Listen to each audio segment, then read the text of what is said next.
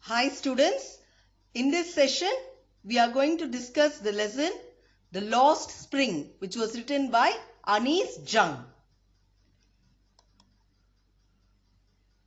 Now let's know something about the author Anis Jung. Anis Jung is an Indian female author, journalist and columnist who writes for major newspapers in India and abroad. She was born in Rourkela and belongs to an aristocratic family in Hyderabad. Her father Nawab Hoshiar Jung, who was a renowned scholar and poet, worked as a Musahib, that is an advisor to the last Nizam, Prince of Hyderabad state, and her mother and brother are also well-known Urdu poets. Jung hit the headlines with the publication of Unveiling India in 1987, which is primarily a travel diary that focuses on interviews with women. She went on writing many subsequent books on the same topic and talked to women about their everyday lives and wrote books like Night of the New Moon, Encounters with Muslim Women in India in 1993 and Seven Sisters in 1994. Her book Breaking the Silence in 1997 includes conversations on women's lives from around the world. Now, before I get into the story, let me draw a sketch in your mind about this lesson. This lesson is an excerpt from her book titled Lost Spring, Stories of Stolen Childhood. Now, spring of life actually refers to happiness.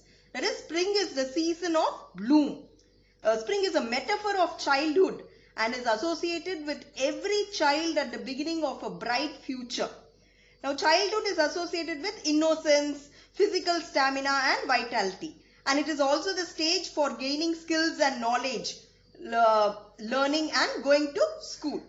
Now, lost spring is lost happiness. This lesson shares two stories of stolen childhood, and the characters and places are different, but the problem is the same. That is, what is the problem? Millions of children in India, instead of spending their days in schools and playground, lose their childhood days due to their demands for survival. Now, grinding poverty and traditions, what do? They compel the children to work in the most inhuman and hostile conditions. And the author Anis Jung has tried to highlight the plight of life of poor people and children who are exploited either by their uneducated and poor helpless parents or by the society who employ them as child laborers. Now we are going to discuss about the first story, Sometimes I Find a Rupee in the Garbage.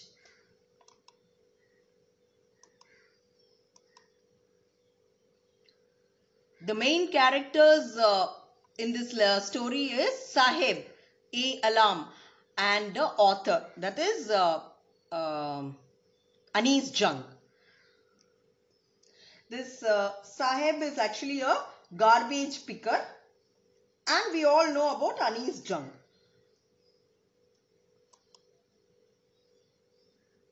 Now let's get into this lesson. Why do you do this? I asked Sahib, whom I encounter every morning scrounging for gold in the garbage dumps of my neighborhood. So scrounging here is searching for. And Sahib left his home long ago, set amidst the green fields of Dhaka. Amidst this, in the middle of. His home is not even a distant memory. There were many storms that swept away their fields and homes. His mother tells him that's why they left, looking for gold in the big city where he now lives. So actually the setting of the story is at Simapuri, which is on the border of Delhi, and where about 10,000 families of rag pickers live. And these people have come from Dhaka, Bangladesh in 1971 as their lands and houses were devastated by storm. Now here what happens is every morning the writer sees a young rag picker boy who visits the garbage dump near her house and searches for gold in it. So the writer says that he searches for gold ironically because although the garbage dump is full of useless, thrown away things, still he shuffles it so minutely as if he will get something as precious as gold from it. And the boy's name is Sahib. His home actually was in the middle of lush green fields, that is in Dhaka. And they had left it many years ago as he does not have homes and fields there. And so they left their home and shifted to the cities in search of gold. And the writer again says, looking for gold in the big city. Gold here refers to something precious which was not available in their hometown. And things like shoes, money, bags, etc. for the children and food, clothing, shelter as means of survival for their parents. So the boy searches for such precious things in the garbage dumps. And one day the writer questions Sahib and asks him the reason for shuffling through the garbage. I have nothing else to do, he mutters, looking away. Go to school, I say glibly. So what happened is, here muttering is to speak in a low voice, to murmur. And glibly is actually speaking or spoken in a confident way, but without careful thought or honesty. Realizing immediately how hollow the advice must sound. Hollow is meaningless. There is no school in my neighborhood. When they build one, I will go. If I start a school, will you come? I ask, half joking. So what happened here is this, Sahib replies to the author that he has nothing else to do other than rag picking. And the writer suggests that he should go to school and not to work like this and not to pick the waste like this. And waste is time. So she realizes that her advice is meaningless for the poor boy. But then he replies that there are no schools in this area where he lives. So he also assures her that he will go to school when one is built near his house. So the writer asks him just jokingly that if she opened the school, would he attend it? Yes, he says, smiling broadly. A few days later, I see him running up to me. Is your school ready? It takes longer to build a school, I say, embarrassed at having made a promise that was not meant. So here embarrassed is actually feeling ashamed. But promises like mine abound in every corner of his bleak world. Abound is exist in large numbers and bleak is empty. So here what happened is Sahib says that he would join the writer's school, and after a few days when he sees her again, he runs up to her and to ask whether her school is ready. So the writer replied that it takes a long time to build a school, but at the same time she felt very ashamed at making a false promise, because she was not about to build a school or anything. Just like that she asked, which had a impact in the mind of the boy. So she had said this as a joke and had never intended to open a school. That is why she felt very ashamed, and Sahib was not hurt because he was used to such false promises as they existed in large numbers in his empty world. And he was surrounded by such false promises made by everyone around him. So his world was empty, as no promise made to Sahib was ever fulfilled. So that is why it says that we shouldn't make any false promises to anyone, because it will have a huge impact in them. I mean, it will be in their heart and mind forever. So was in the heart and mind of Sahib. After months of knowing him, I ask him his name. Sahib Alam, he announces. He does not know what it means. If he knew its meaning, Lord of the universe, he would have a hard time believing it. Unaware of what his name represents, he roams the streets with his friends, an army of barefoot boys who appear like the morning birds and disappear at noon. Over the months, I have come to recognize each of them. So here what happened is, barefoot is wearing nothing in the feet. And this one is he would have a hard time believing it. Actually means it would be difficult for him to believe that his name meant the Lord of the universe. Now let's see the explanation. Actually here the writer had known Sahib for a few months when she asked him his name. He replied as if he was making an announcement that his name was Sahib-e-Alam. And the writer thought that the boy did not know the meaning of his name, and if he came to know that his meaning, that his name meant the meaning Lord of the universe, he would not be able to believe it because his name was opposite to his life. He went around the streets with a group of friends, and it was like an army of boys who did not wear any footwear, and they appeared in the morning like the morning birds and disappeared at the noon. So the writer could recognize all of them as she had been seeing them for the past few months. Why aren't you wearing chappals? I asked one. My mother did not bring them down from the shelf. He answers simply. So here the author asks one of the boys that why didn't you wear chappals? That is, he asked Sahib. So he replies that his mother didn't bring him it from the shelf. So he simply answers it because he knew that these questions were asked just for the sake of asking. Even if she did, he will throw them off, adds another. Who is wearing shoes that do not match? When I comment on it, he shuffles his feet and says nothing. I want shoes, says a third boy who has never owned a pair all his life. Traveling across the country, I have seen children walking barefoot in cities on village roads. It is not lack of money, but a tradition to stay barefoot is one explanation. I wonder if this is only an excuse to explain away a perpetual state of poverty. So here what happens is, actually shuffles this, slides them over each other. And excuse is a reason to justify a fault. And perpetual state of poverty is never-ending condition of being poor. So here what happens is, the writer, he just was asking one boy about why he was not wearing chappal, and he simply answers that his mother didn't bring it down from the shelf. So another boy who was wearing a different shoe in each foot said that even if his mother would have given him the footwear, he would have thrown it away because he meant that the boy was not wearing footwear because he did not want to wear one. And the writer asked the second boy the reason for wearing a different shoe in each foot. He did not reply and shuffled his feet as he tried to hide the shoes. And a third boy spoke that he was eager to get a pair of shoes as he had never owned one all his life. So the writer takes the example of shoes to highlight the condition of these boys actually.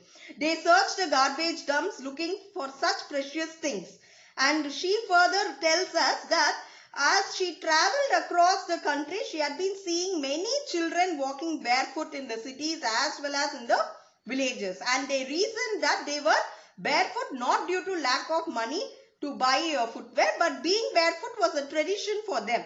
And the writer wondered and concluded that the reason of it being a tradition was a mere excuse to hide the fact that they were so poor that they could not afford a footwear. I remember a story a man from Udupi once told me. As a young boy, he would go to the school past an old temple where his father was a priest. He would stop briefly at the temple and pray for a pair of shoes. 30 years later, I visited his town and the temple, which was now drowned in an air of desolation. In the backyard where lived the new priest, there were red and white plastic chairs. A young boy dressed in a grey uniform wearing socks and shoes arrived panting and threw his school bag on a folding bed. Looking at the boy, I remembered the prayer another boy had made to the goddess when he had finally got a pair of shoes. Let me never lose them. The goddess had granted his prayer. Young boys like the son of the priest now wear shoes. wore shoes, but many others, like the rag pickers in my neighborhood, remained shoeless. So here, desolation is nothing but the state of being empty, and panting is taking short and quick breaths. Now, the writer narrates a story told to her by a man from Udupi, and Udupi is a town in Karnataka. Now, when he was a young boy, he would walk to his school. On the way, he would cross a temple where his father worked as a priest. So, he would stop at the temple and pray to God to bless him with a pair of shoes. Now, after 30 years, what happened? The writer visited the town and the temple. Now, the place was nearly empty and a new priest lived in the backyard of the temple. Now, plastic chairs in red and white color were kept there. Now, a young boy came running and he was wearing grey colored school uniform, socks and shoes. He had a school bag hung on his shoulder. He threw it on the bed and ran away. The writer wants to say that the financial position of the priest at the temple had improved over the last 30 years. Now he could afford shoes for his children. She was reminded of another boy who got a pair of shoes. He prayed to the goddess that he may never lose the shoes that he got. Now the goddess had granted his prayer as the boy never lost his footwear. This shows us that the underprivileged value anything that they get because they have been longing for it.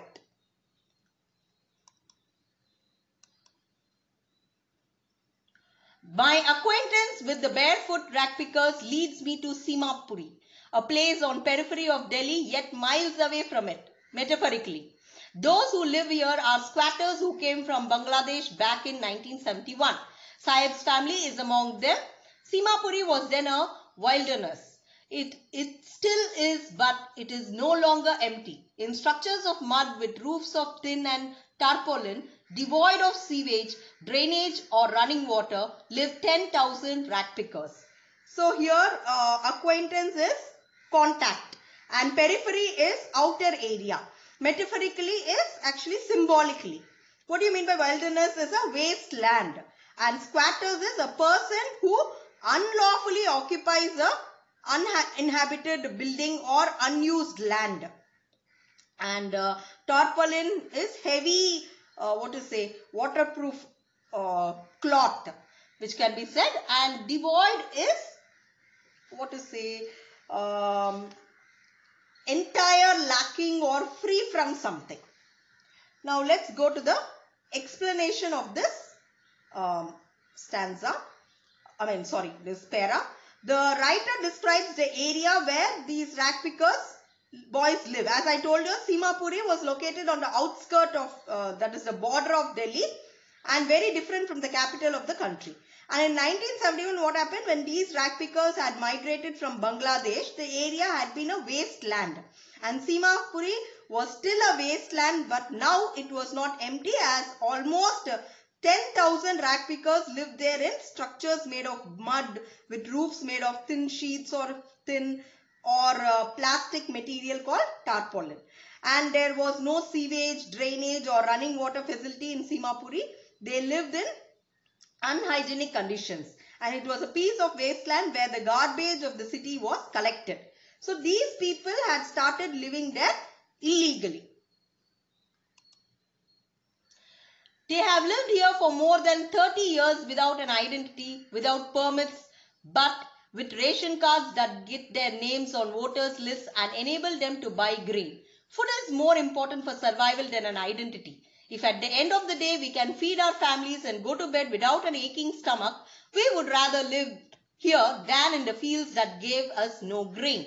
Say a group of women in tattered saris when I asked them why they left their beautiful land of green fields and rivers. So here permits is nothing but the legal documents and tattered is stone. So the rag pickers had been living here illegally in Simapuri for the last 30 years, and they have occupied the area without any government permission or ownership. But the politicians of the area had provided them with the ration cards and voter identity cards. So they got grocery for their family through these ration cards, and in return they cast their votes in favor of the politician who had helped them. So the writer asked a group of women who were wearing torn saris that why did they leave their homes in Dhaka?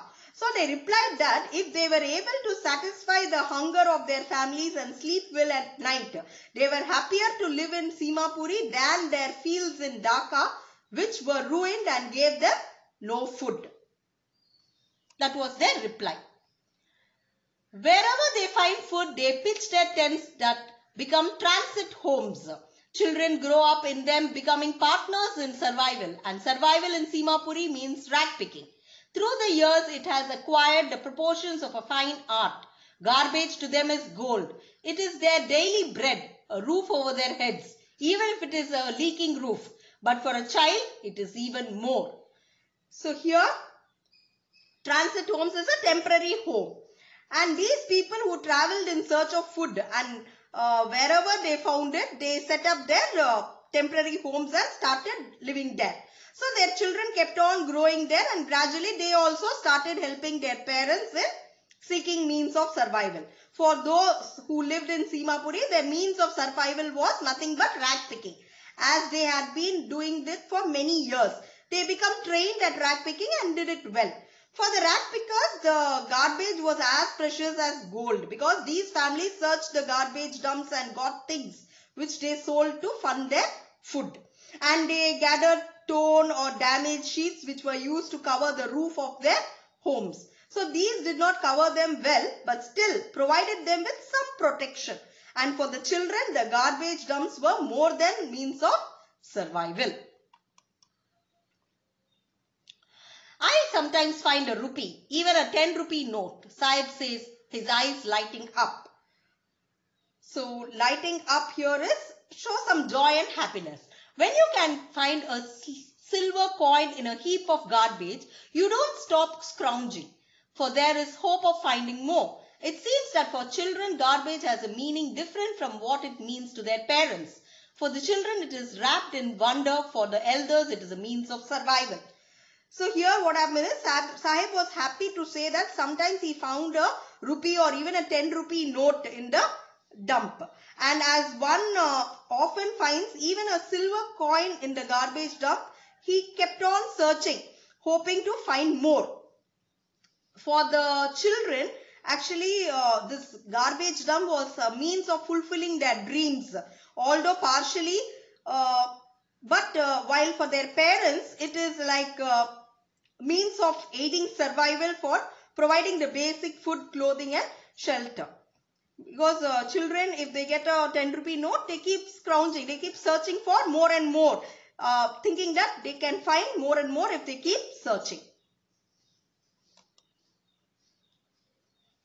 One winter morning, I see Sahib standing by the fenced gate of the neighborhood club, watching two young men dressed in white playing tennis.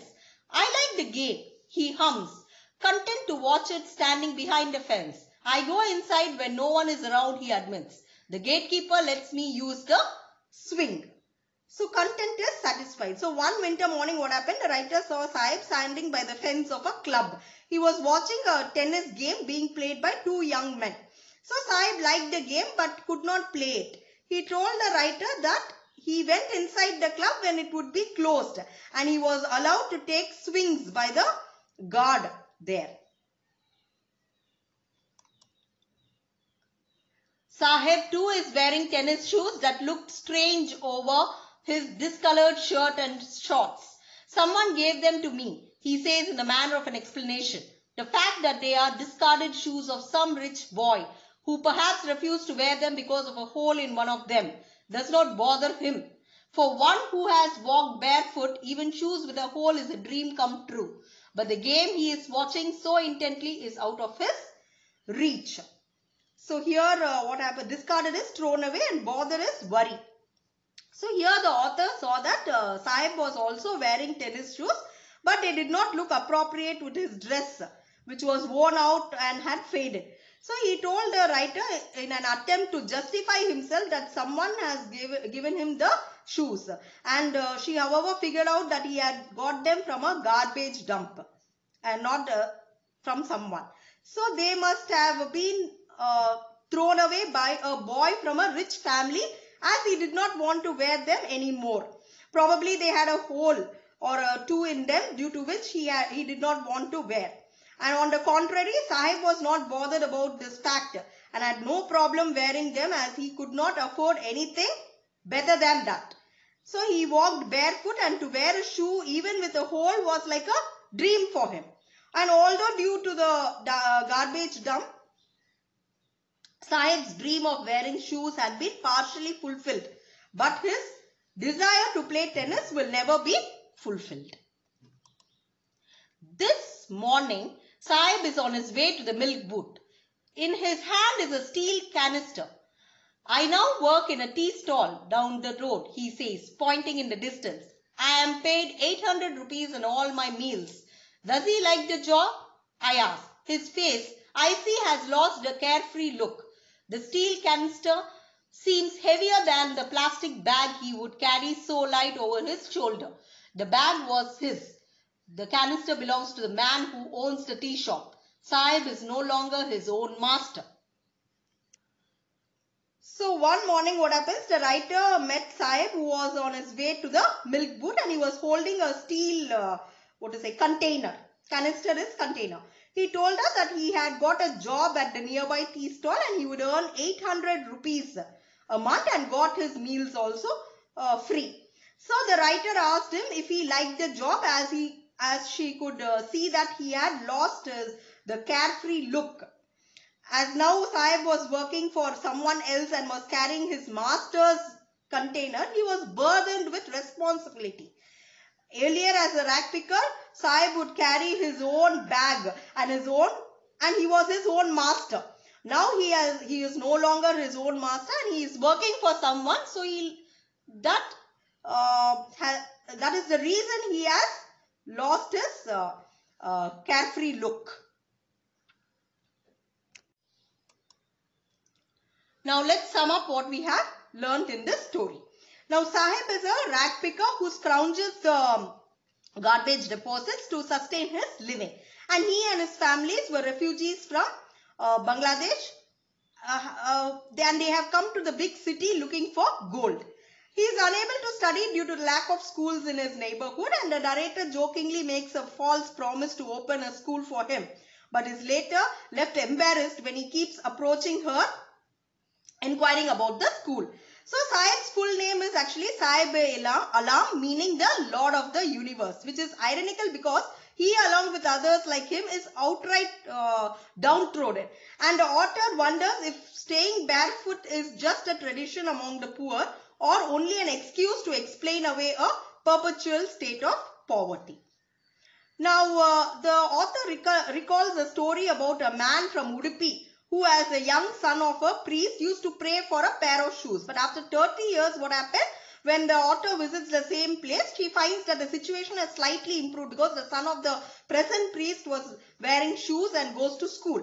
However, the author pines at the thought of the still barefooted rag pickers of her neighborhood.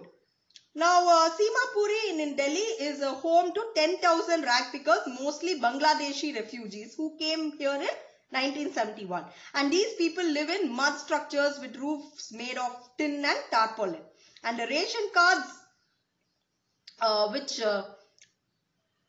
allows them to buy grains and the garbage are their means of survival, and they believe that their transit shacks are a better place than their native villages that provide no food, and once in a while the children manage to find coins and rupee notes in the garbage heaps.